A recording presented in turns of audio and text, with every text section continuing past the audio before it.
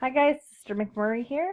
I want to go over lessons 7 and 8 here in week 4.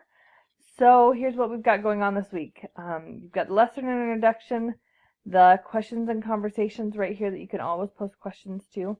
In the first half of the week we have the chapter 4 quiz.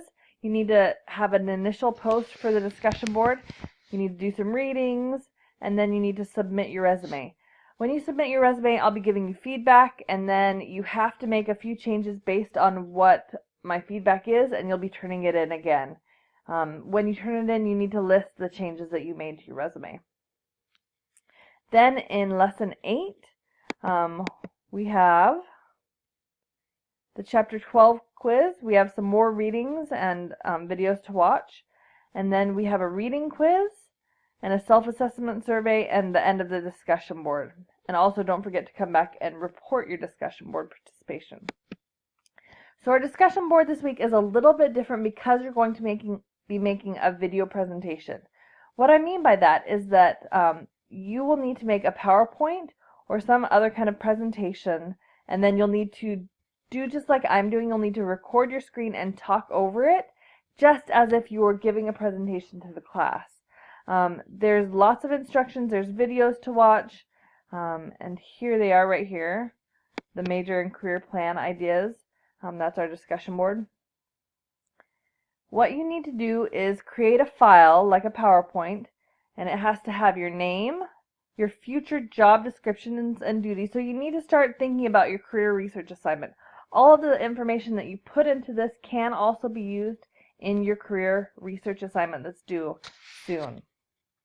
You need to pick a job, you need to list the duties, you need to list the required education and how that education relates to your 4-year plan.